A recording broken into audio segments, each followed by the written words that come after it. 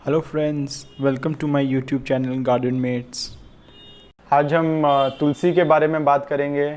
और जैसा कि आप देख सकते हैं मेरे पास इतने सारे प्लांट्स हैं यहाँ पे। ये कम से कम 40 to 50 प्लांट्स है। और भी है जो बैल्कनी में है, मैं अभी इसे यहाँ ला नहीं सका।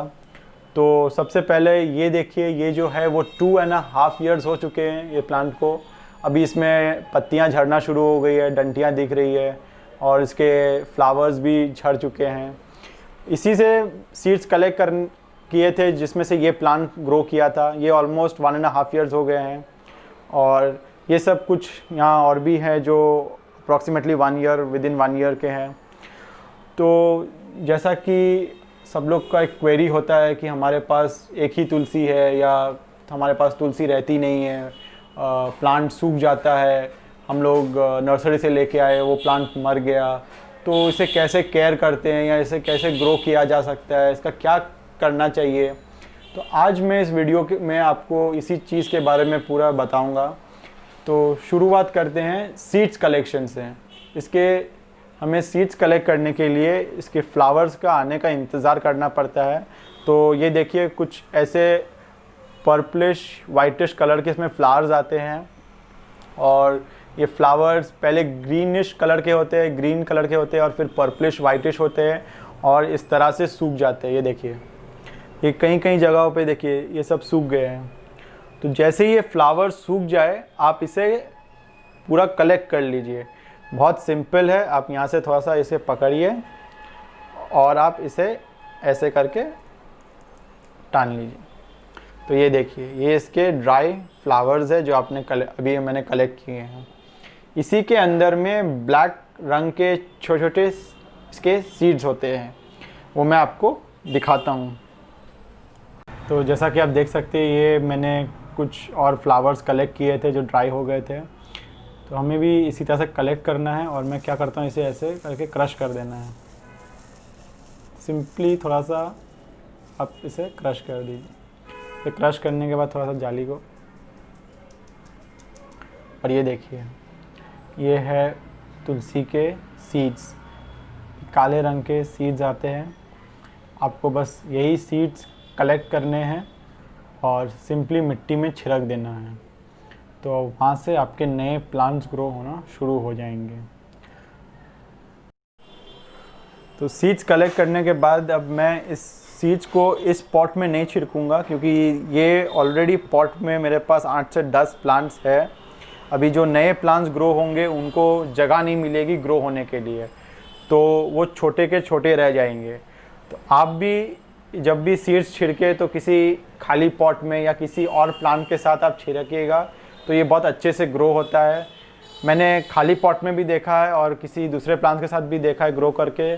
तो मुझे लगता है कि दूसरे प्लांट के साथ बहुत जल्दी से ग्रो हो जाती है। ये देखिए, जैसे कि ये करी पत्ता के साथ मैंने ग्रो किया है। ये देखिए कितने अच्छे से तुलसी आ गई है।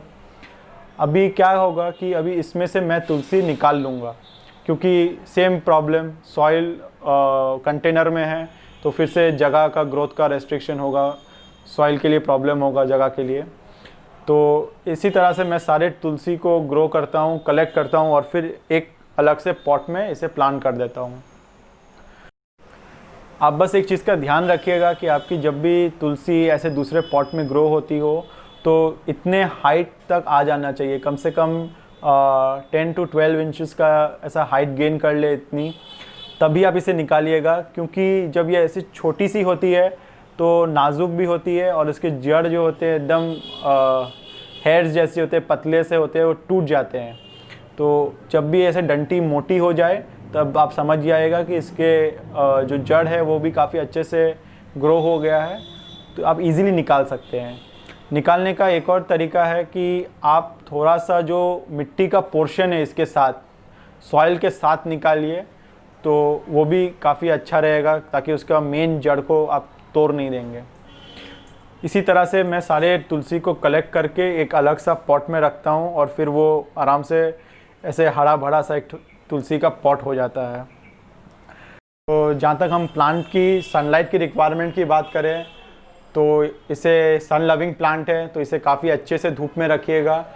और मैं ये सारे प्लांट्स जितने भी है वो सारे मैं विंडोज़ में रखता हूँ, तो वहाँ काफ़ी अच्छे से धूप आती है, सारे दिन की धूप मिलती है।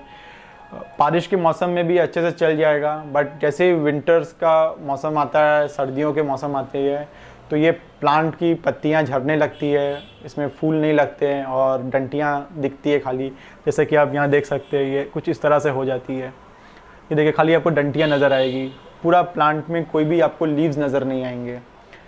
तो स्पेशली जब जहाँ पर बहुत एक्सेसिव ठंड पड़ती हो या बर्फ़ गिरती हो, ऐसी जगहों पे आप तुलसी को अंदर की तरफ ले लीजिएगा, क्योंकि जो बर्फ़ पड़ती है वो इसको डैमेज कर सकती है, इसको ग्रोथ को, प्लांट डैमेज हो सकता है।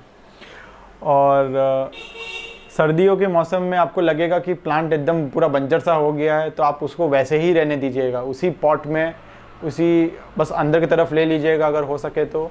बाकी उसको ऐसे ही रहने दीजिएगा। जब दूसरा सीज़न आएगा, ऑलमोस्ट जब फरवरी का महीना आएगा, जब समर्स फिर से सेट इन होंगे, तब आपका वो प्लांट फिर से ग्रोथ करना शुरू करेगा। और अगर आपका प्लांट सपोज़ ग्रोथ नहीं करता है, अगर आप देखते हैं कि गर्मी का पूरा मौसम आ गया है लेकिन वो प्लांट ग्रोथ नहीं किया है, तो ये मान लीजिए कि आपका वो प्लांट अब और ग्रोथ नहीं करेगा, तो आप वो पॉट खाली कर सकते हैं, आप वहाँ पे दूसरा तुलसी लगा सकते हैं। तो ये ज़रूर याद रखिएगा कि जब भी जैसा भी मौसम हो, जब भी फूल आए, फूल के सीड्स कलेक्ट कर लीजिएगा, इसी से नए प्लांट्स ग्रो होते रहेंगे। और जहाँ तक सॉइल की जो रिक्वायरमेंट है इसे, तो मैं इसे नॉर्मल सॉइल में ही दिया है।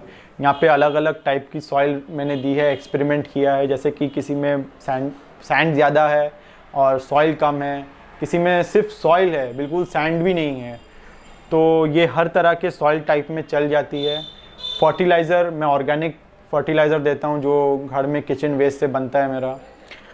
और वाटरिंग की जहाँ तक बात करें, तो समर के महीने जब गर्मियों के मौसम होता है तब इसे अच्छे से पानी दीजिए, क्योंकि ये इतना भी पानी मत दीजिएगा कि इसकी ऊपर में पूरा पानी जम जाए या जैसे कि कीचड़ हो जाए मिट्टी।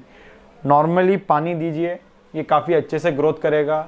और जहाँ तक इंसेक्ट्स की बात है, तो इसमें मेरे यहाँ पर मैंने लास्ट ईयर एक प्रॉब्लम फेस किया था, वो था वाइट फ्लाइज़ का। तो इसमें बहुत सारे वाइट फ्लाइज़ हो गए थे, सारे तुलसियों में वाइट फ्लाइज़ हो गए थे।